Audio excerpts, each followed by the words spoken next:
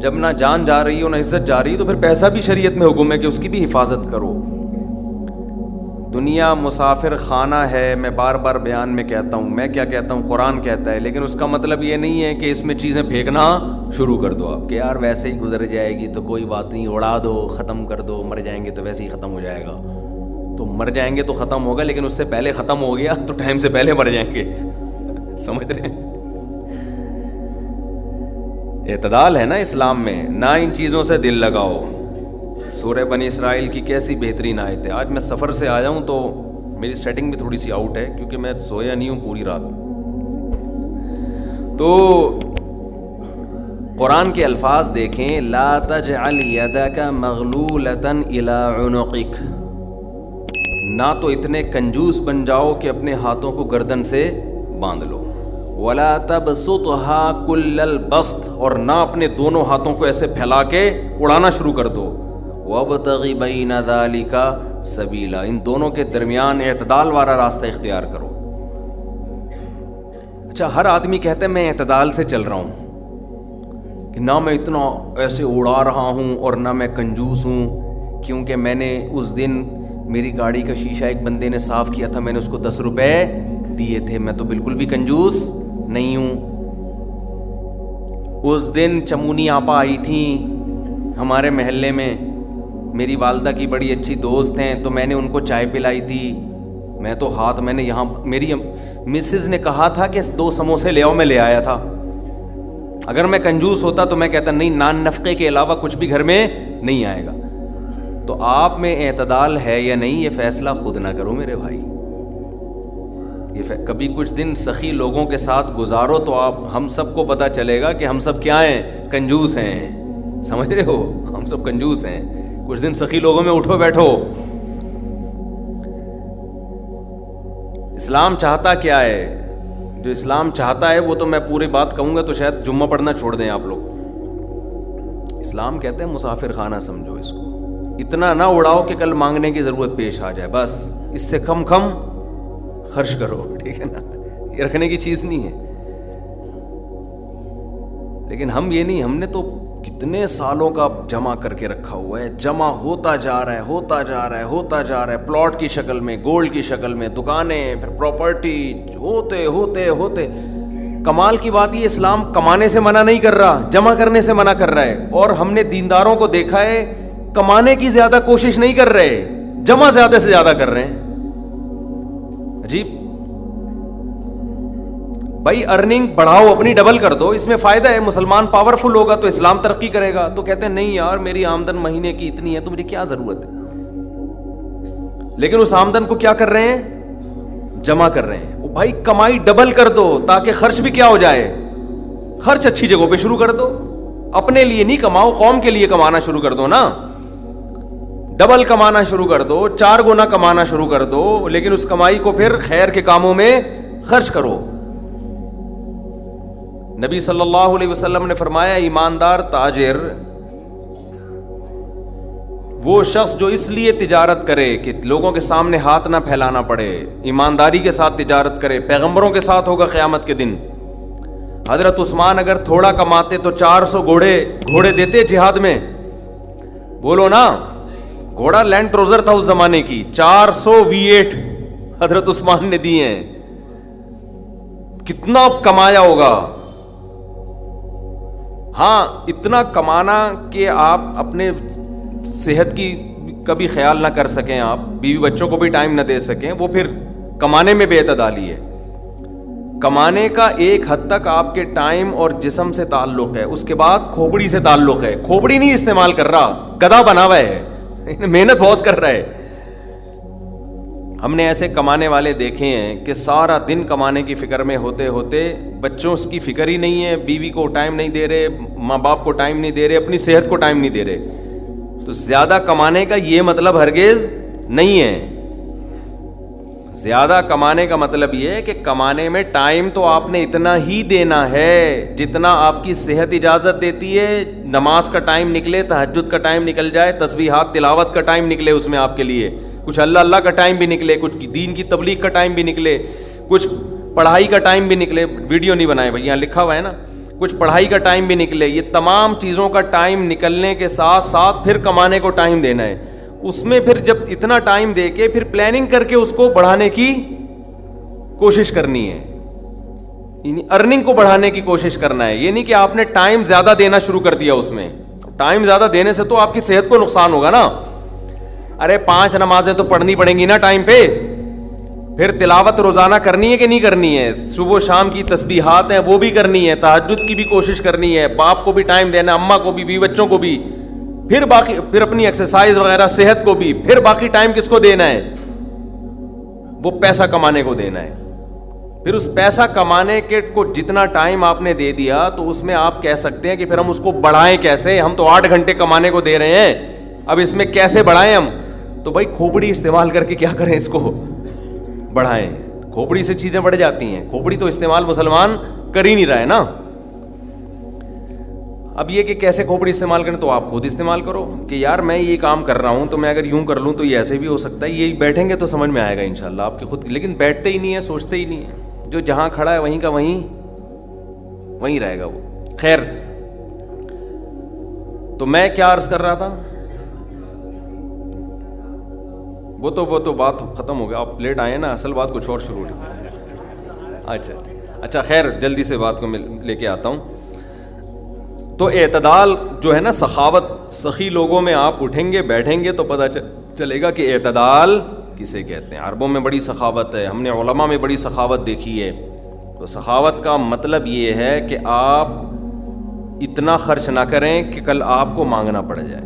اس کا علماء نے ایک معیار بیان کیا ہے, وہ خوب اچھی طرح سمجھ لیں, وہ بڑا زبردست معیار ہے کہ اپنے اور اپنے بیوی بچوں کے لیے 1 سال کا ذخیرہ کر لیں پیسوں کا, چاہے وہ گولڈ کی شکل میں ہو یا کرنسی کی شکل, بہتر ہے گولڈ کی شکل میں ہو.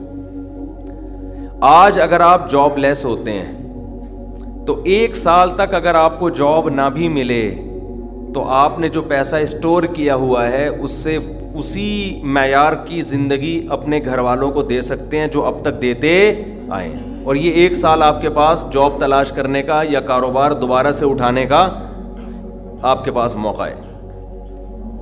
1 سال سے زیادہ کی پھر کوئی انتہا نہیں ہے. لوگ کیا کرتے ہیں, جمع کر رہے ہیں کہ کل اگر جاب چلی گئی, کل اگر کاروبار ٹھپ ہو گیا تو بھائی کل کیا, پھر تو خبر تک کا رکھو سنبھال کے, وہ تو پھر ٹینشن سے ہی دنیا سے جاؤ گے. تو کچھ اللہ پہ توکل کرو نا اس معاملے میں. اللہ ہمارے بس میں یہ تھا, 1 سال ایک خاص مقدار ہوتی ہے, اس میں چاروں موسم آ جاتے ہیں. بھائی کاروبار آپ کا نہیں چلا, سردی میں نہیں چلا تو ہو سکتا ہے گرمی میں چل جائے, خزاں میں چل جائے, باہر میں چل جائے, تو کبھی نہ کبھی تو چلے گا. نہیں چلا تو پھر اللہ نہیں چلانا چاہتا, وہ اسی میں اللہ کرے بیٹھ کے. جو آدمی اللہ پہ اعتماد توکل نہیں کرتا وہ تو کبھی زندگی میں سکون میں آ ہی نہیں سکتا ہے. تو 1 سال کا اسٹور کر لیں آپ. اور بہت اللہ نے پیسہ دیا ہے تو بچوں کے لیے ایک پراپرٹی لے کے ڈال دی, پلاٹ 2-4 لے کے ڈال دیے. مرنے کے بعد بچے بالکل روڈ پہ نہ آ جائیں, بس باقی کیا کرو, کھاؤ کھلاؤ. ٹھیک ہے, کیا کریں. ایک لطیفہ سنا دوں, ہمارے ایک دوست نے بھیجا تھا, بڑا زبردست قسم کا. ہمارے ایک دوست ہیں لاہور میں, انہوں نے کسی کا لطیفہ بھیجا, لیکن لطیفہ بڑا سبق آموز ہے. وہ ایک آدمی گیا گوشت کی دکان پہ, شاید آپ لوگوں نے بھی سنا ہو, اور کہنے لگا کہ 1 کلو گوشت دے دو. اتنے میں ایک بندہ آیا, یہ آدمی لینڈ کروزر میں گیا نا, بڑی VIP گاڑی میں, مالدار آدمی ہے. گوشت کتنا لے رہا ہے, 1 کلو. دوسرا آدمی آیا, اس نے کہا بھائی 10 کلو گوشت دے دے, چانپیں بھی اور دل بھی, کلیجی بھی, پٹ کا گوشت الگ, بکرے کی الگ نکال, فلانے الگ نکال. بڑے بھائی وہ کسائی اس کو چھوڑ کر اس کے پیچھے لگ گیا نا, اس کو پہلے گوشت بنا کے دیا. یہ جو 1 کلو والا تھا نا, 1 کلو والا, اس کو غصہ آیا کہ یار اس کو تو 10 کلو دے رہا ہے کم بخت, 10 کلو والے کو پہلے دے رہا ہے. اس نے کہا بھائی وہ اس کا آرڈر بڑا ہے, وہ پرانا کسٹمر ہے ہمارا. اس نے کہا یار اس کے پاس اتنا پیسہ کہاں سے آیا کہ اتنا ویسے گوشت لے کے جا رہا ہے. اس نے کہا بات یہ ہے کہ اس کی 4 بیویاں ہیں. اس کی کتنی بیویاں ہیں, 4 بیوی, 4 بیوہ ہیں. اور یہ 4 بیویاں کسی مالدار آدمی کی بیویاں تھیں جو ان کے لیے بہت پیسہ چھوڑ کے گئے اپنی بیویوں کے لیے. اس مالدار نے کھایا کم اور بچایا بولو زیادہ. اور بچانے میں زندگی گزر گئی اس کی، تو ظاہر ہے کھانا نصیب نہیں ہوا، مر گیا۔ وہ مر گیا جب میں نے اس اسٹائل سے کہا نا، تو مجھے وہی یاد آ گیا لڈن جعفری، اللہ مر گئے پھر دوبارہ زندہ ہو گیا، کچھ اسٹائل اچھا تھا۔ تو بچایا نہیں، اور بچا کے مر گیا۔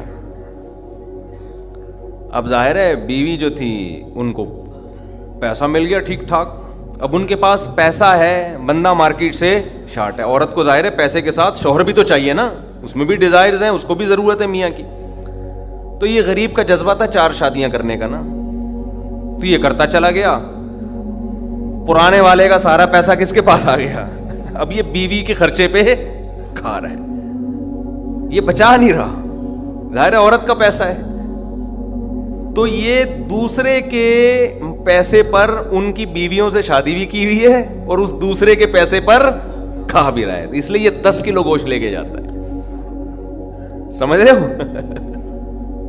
اس نے فوراً کہا میرے لیے بھی 10 کلو بنا دے، میں نہیں چاہتا میرے مرنے کے بعد میرا ہوا بچا پیسہ کوئی اور بے غیرت استعمال کرے، معذرت کے ساتھ۔ ابے پہلے خود تو کھاؤ، اس وقت جو تمہاری حاضر سروس بیوی ہے، بولو تم جب تک میری بیوی ہو تو کھاؤ، ٹھیک ہے نا، تم بھی کھاؤ میں بھی کھاؤں گا۔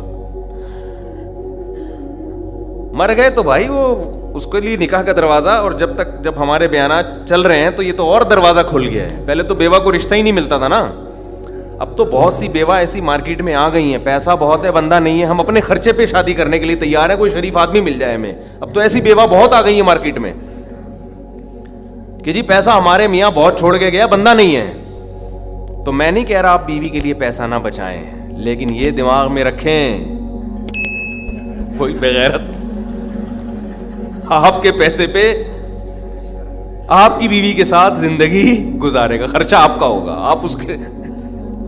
آپ اس کو پیسہ دے کے جا رہے ہیں۔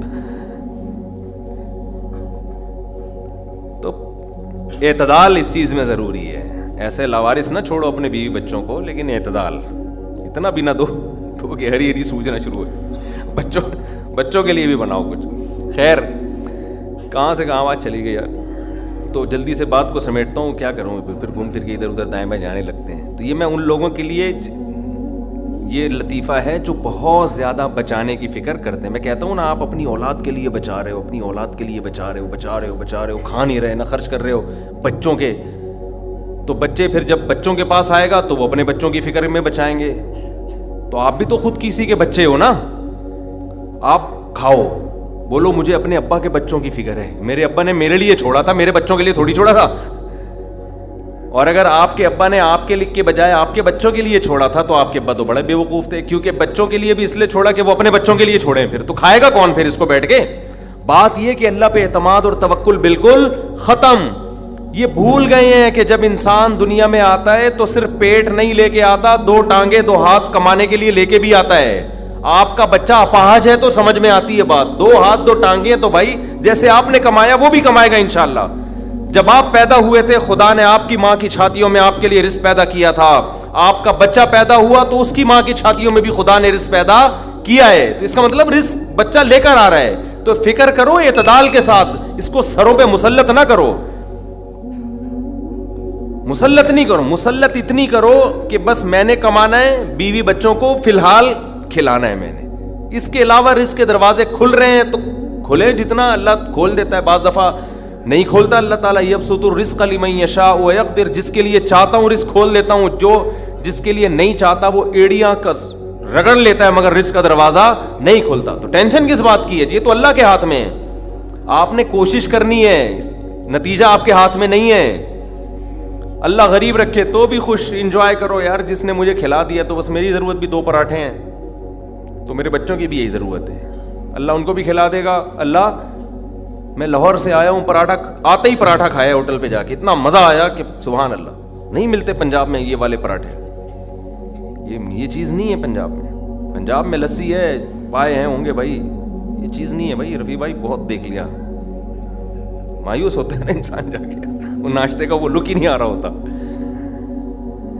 تو ہماری ضرورت بس یہی ہے تو اللہ دے دے تو ٹھیک ہے بھائی, کچھ بہت دے دیا, کھا بھی لیا, استعمال بھی کر لیا, تو چلو یار ایک آدھ بحریہ ٹاؤن میں بچوں کے لیے پلاٹ بنا کے چھوڑ دیا, مر آ جائیں گے تو چلو بھائی. اس سے زیادہ tension tension tension tension tension آخرت کی ہے. ہمارے ایک دوست نے پراپرٹی لی, اس کے ساتھ ہی قبرستان بھی ہے, تو بار بار وہاں کھڑے ہو کے بول رہے ہیں کہ یار دیکھو, میں ان سے کہہ رہا تھا, ان کو ڈرا رہا تھا, میں نے کہا آپ اپنا پلاٹ دیکھ دیکھ کے خوش ہوتے رہتے ہو, اصل پلاٹ تو یہ ہے, یہاں ہے, تھوڑے دنوں میں کدھر آنا ہے, ادھر آنا ہے.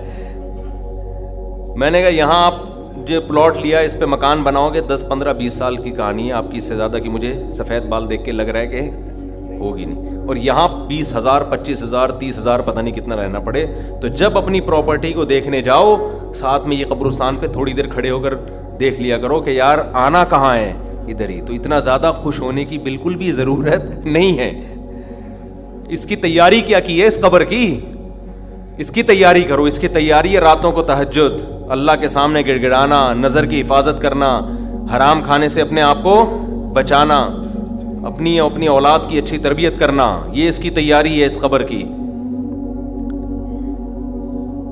ذکر کرنا, دیکھو یہ جو ہم ذکر کرتے ہیں نا, لا الہ الا اللہ یا سبحان اللہ والحمدللہ, یہ ہلکے کلمات نہیں ہیں.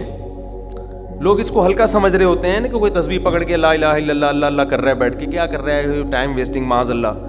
اللہ کو سب سے زیادہ یہ عمل محبوب ہے کہ میرا تذکرہ کر رہا ہے.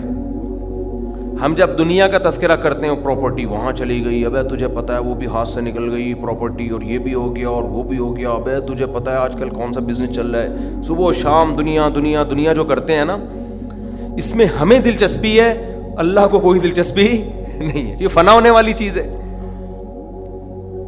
اور اگر ہم زبان سے لا الہ الا اللہ اللہ اکبر شروع کر دیں تو اس میں ہمیں دلچسپی نہیں ہے, لیکن اللہ کو اس میں بہت دلچسپی ہے. نبی صلی اللہ علیہ وسلم نے فرمایا اللہ کے ذکر کے علاوہ سب کچھ اس دنیا میں باطل ہے, سب کچھ باطل ہے. دنیا کا تذکرہ بھی اللہ کے لیے ہو تو اچھا ہے. آپ پراپرٹی بھی لے رہے ہیں تو یار اللہ کے لیے لے رہا ہوں میں, کہ اللہ کا حکم ہے کہ سب اڑاؤ نہیں, کچھ اگر اللہ نے وسائل دیے تو کچھ بچا لو اولاد کے لیے, تو اللہ کا حکم ہے تو یہ ذکر بن جائے گا. لیکن ہمارے ایسا نہیں ہے ہمارا مزاج.